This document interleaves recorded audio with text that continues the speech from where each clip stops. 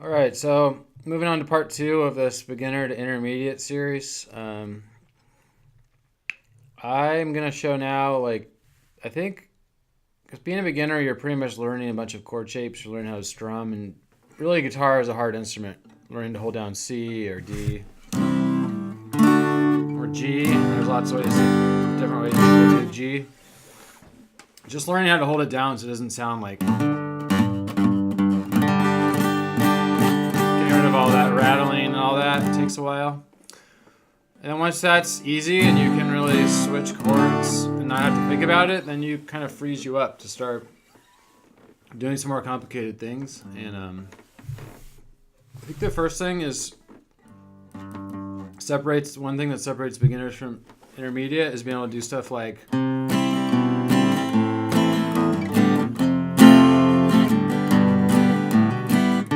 or you could do it in the key, you could do something in D.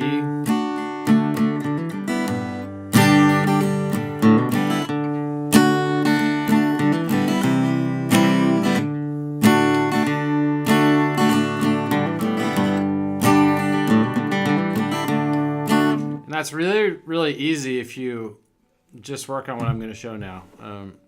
All it is adding bass notes between the chords or while you're playing a chord. So let me show some of the most common ones that you'll run into. Some of it you might have already run into, and then I'll explain kind of what I did when I was learning this to kind of become more creative and just to sort of master all this stuff. So the first one I would say is going from C to A minor. I would learn how to do this.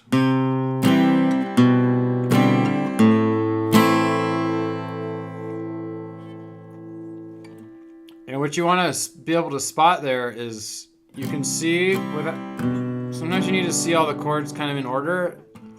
And you could get fixated on like, what's this chord? But really it's just a passing chord in between C and A minor. So watch me do it fast.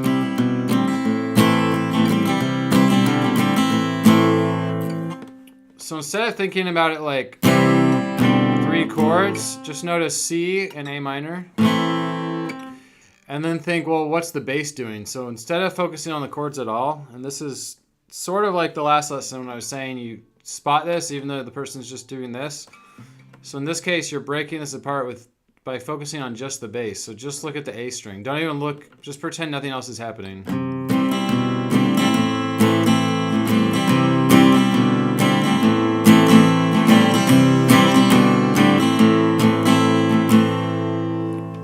And then, so actually that's the first one. The next one, see if you can tell, I'm going to use two beginner chords and I'm going to link them. So. There's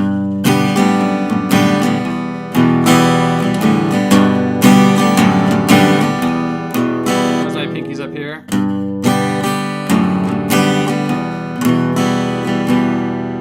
So in that case, I'm going from G to E minor, which is actually the same as going from C to A minor, but in the key of G. It's going from the 1 chord to the 6 chord. And real quick, a little bit about that. What does that mean, 1 to 6 chord? Well, I'm going to play a major scale. There's 7 notes, so 1, 2, 3, 4, 5, 6, 7, and then there's the 8th note is a repeat. The first note is C in the key of C, and the 6th note, sorry, 1, 2, 3, 4, 5, 6, is A. So if you build chords on top of those notes, then they get their name, like the 1 chord, 2, 3, 4, 5, 6 chords, they get that Roman numeral name from the note of the major scale you're building on. In the key of G, G, A, B, C, D, E. The first note was G and the 6 was E.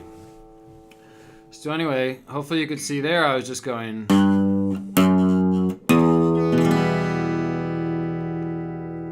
All right. I think if there's any other ones like that, not really. Those two though are really, really common. I would say that's the most common sort of thing that you see. And let me go now give an example. So make sure you practice those two. And the thing here is to more to get the mindset. Like when you see people playing, try to separate what they're doing in the bass. In this case, it's like you're going to run into tons of this stuff. A lot of times it's represented with slash chords like G/D or G/F sharp or C/B. And really what that slash means is the bass is changing. A lot of times it's just moving. So like for me, like I when I see those slash chords, it usually signals like there's going to be bass movement. But a lot of times what I do when I'm learning a song, I just focus only on the bass like I'm showing you. And it's a way to spice up your own songs if you're writing your own songs instead of just strumming like...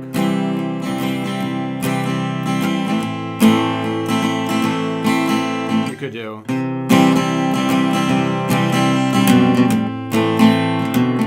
And you could maybe even spice it up more like I was just doing there, like...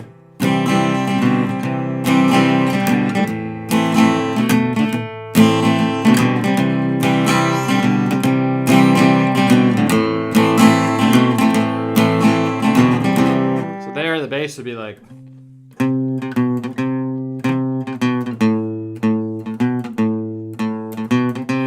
and one other cool thing is when you start to be able to think this way is, let's say you made up an idea like this, and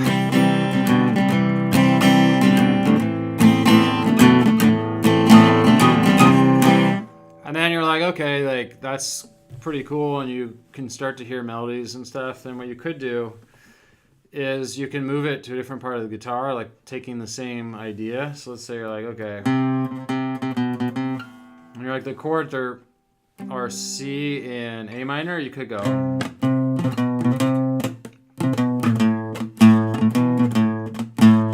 then you could be like, well, to use a shape from before that I like, you could go.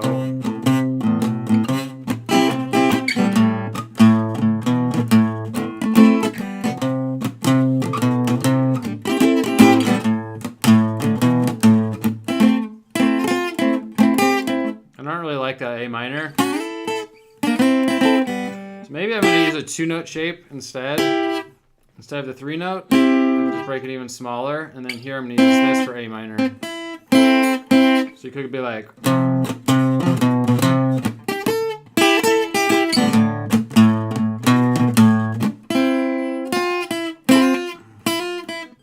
I don't like that A minor. I would do something different. I'm not sure what. I don't like that either. I might try to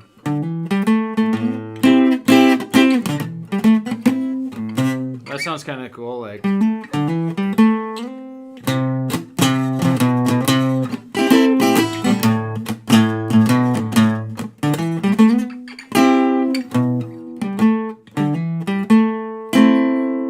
maybe something like that. I don't know. But hopefully you could see the point there. What I did was by getting into this mindset where you're not thinking about just chord. I looked at the bass and I separated it out. And then because eventually you'll know the fretboard better, you could take, well, this is C and B. I can move it up the guitar. These are the same 2 notes, C and B. And then I went A to B. And I know this is A and B. Like I said, you could practice your natural notes. And then using some chord knowledge, you could play the chords up higher. And so hopefully you can kind of see where I'm going with that. The next type of chord would be like you're keeping one chord the same. This is more of the same idea, but you're adding bass to it. I think an easy one to start with is D, because there's a lot of bass notes under it. So D major. You might as well start with this note right here, changing this to 2. So what you should do is just be strumming D, and just occasionally change that note. You could just strum it. And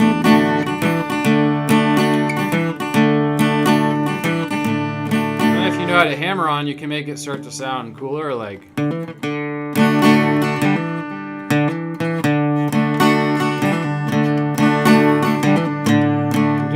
On pull off, or you could do stuff like that.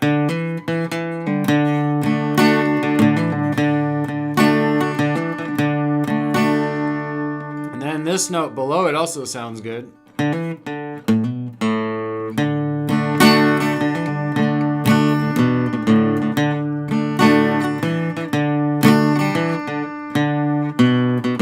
Go bum, ba bum, ba bum, bum, bum, bum. I kind of hum the bass in my head. So suddenly you go from a really simple thing, like a lot of people learn this like in their first week of guitar, and suddenly like this almost sounds like a song just with the bass.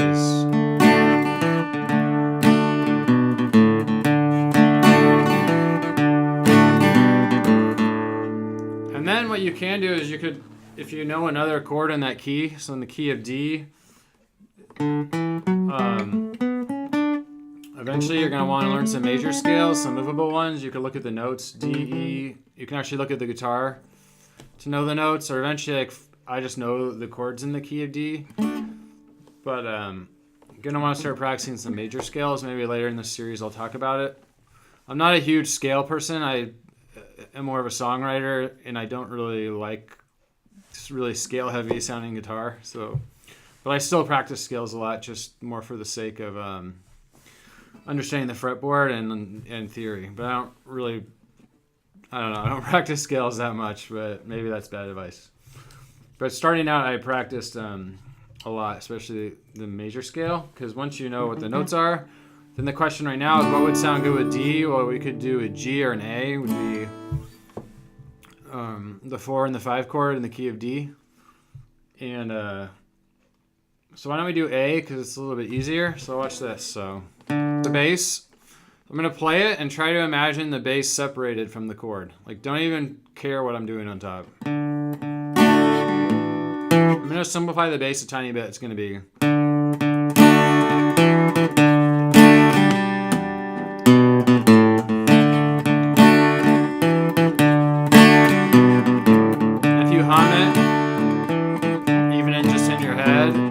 It makes this kind of thing easier.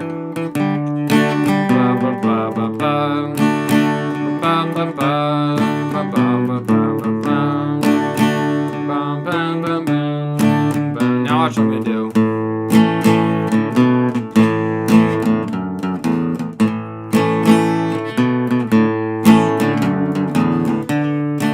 See what I did? I kept the bass going, the bass idea, I switched the chord, and then the bass actually shifted down. And suddenly, I mean, you almost have a song there. Like, you would need a couple more chords and to kind of have some different feelings. I mean, or you could just turn that into a song and maybe have the lyrics really carry the song. But so the bass there went with the D, I went these two notes, and when I went to A, I went to these two notes, and I used my middle finger.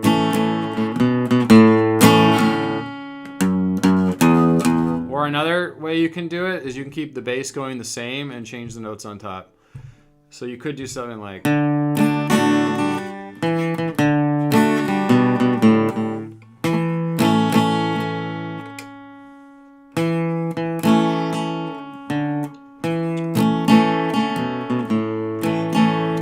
It's a little bit weird because it's not going to sound like an A chord as much. So I could do...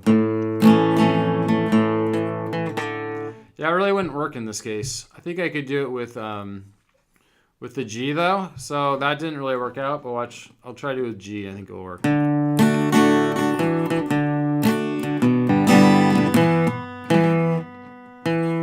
Oops.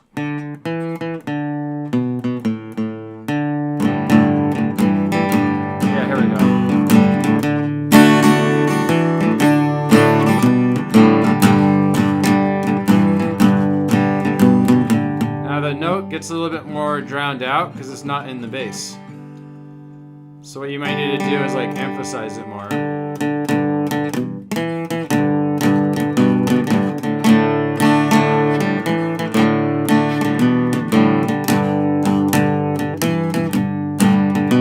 Notice how I'm emphasizing it. I'm doing up strums and I'm making the bass the highest note. And now you might wonder, well, like, okay, I just showed you a few examples, good examples of this. Hopefully you see the point where you're starting to separate the bass from the upper part in your mind. But the real fun of this, in my opinion, and what I did a lot of, and early on with guitar, I feel like I used to come up with really cool stuff you can't even come up with later when you have more information. Because you don't know very much about what you're doing, so you come up with some weird ideas. And what I mean is, let's say you had C and A minor, and you knew you wanted to use C and A minor. Let me see, like my brain's already coming with a bunch of ideas, and that's what I mean. Like, what you can do though is you can just put some random notes in the bass and see what happens. So just experiment. So how about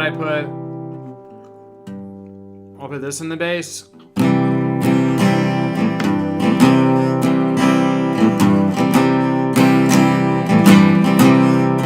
go to A minor.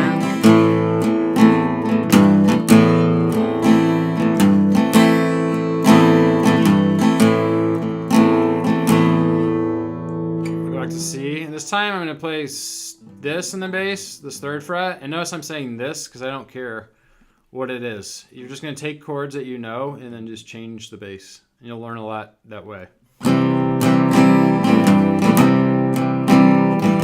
this time I'm going to play 2 in the bass and see what happens.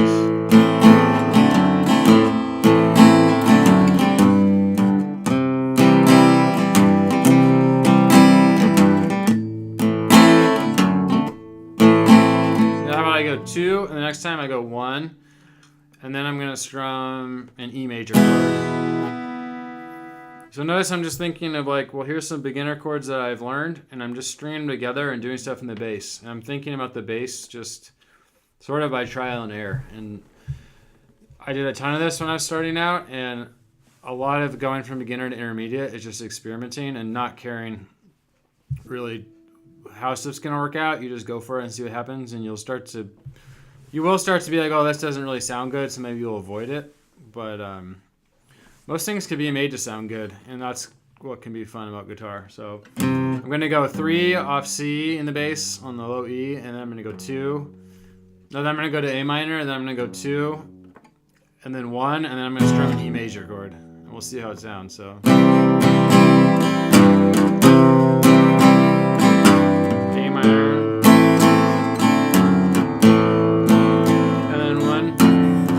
Major. So it's sounding pretty weird. It's just, like, and this is the kind of stuff early on. Like I was thinking of what maybe something I would come up with early on without knowing the theory of it. Because putting F sharp in the bass of an A minor is not very common.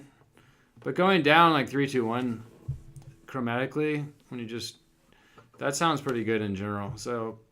Makes some musical sense. It's a little bit strange, and I'll give one more example, and then that'll be it for this video. And please give me feedback if something I said didn't make sense, or you want me to see me do more. I can't do less of it, but if you want to see me do more of something, let me pick a different chord that beginners know. Let's say. Trying to think of something we haven't done yet. G minor is kind of a good one. So D minor, I could add bass, but it's a little bit hard because if you take this note away, like your ring finger, I just exposed this B string and made it open, and it sounds weird. Or if I take this away, the top 2 notes really change the character. So one thing you can do is you can finger the chord like this. Middle finger, pinky, 1. Then you have this ring finger to add some bass. And your thumb can also add bass. So let's say I go, start with D in the bass because it's a D chord. And then I'm gonna add G, and then F, and then E.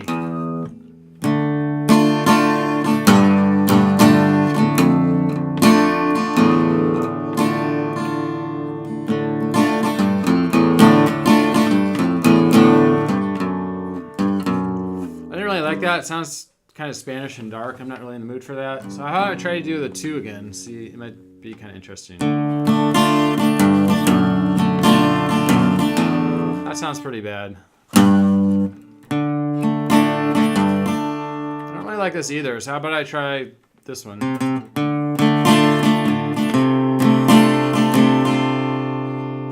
Now, I can't really get there, so I can use my thumb. So I'm going 0, 2.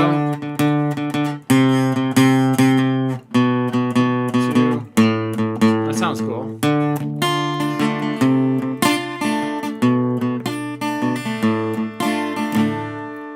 So sometimes there's technical challenges trying to add stuff to the bass, and sometimes once you know what you want in the bass, you can figure out some clever ways to do that, including moving up the guitar somewhere else. So let's say the bass I really wanted was, I was having a hard time fitting it in this spot. Maybe I'd move it.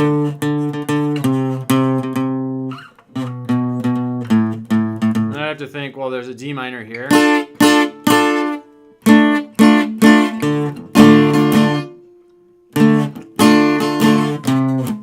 That's even harder, so that's probably not a good solution. But you can start to kind of experiment with maybe some other ways to do it. So anyway, that's part 2, and the point of this lesson was separating chords from the bass. In the next lesson, I'm going to do a similar thing with the upper notes. And hopefully you're starting to notice that going from beginner to intermediate, a lot of it has to do with how you see things. And with guitar, there's kind of a long beginner phase because it's a hard instrument. Just technically, it takes at least 3 months. I would say most people really it takes like a year. And when I was starting guitar, I thought my guitar was broken for the first month or two, at least because it just sounded terrible. It was rattling. So, but hopefully you start to realize that what's moving your hands is your brain. So you have to get sort of the new perspective into your brain. Like muscle memory is really important with music, but also having this new way of sort of analyzing stuff. So hopefully that's starting to make sense. And if you're into this series, please leave me some feedback, and I will try to address your questions and sort of shape the series as it goes. Okay.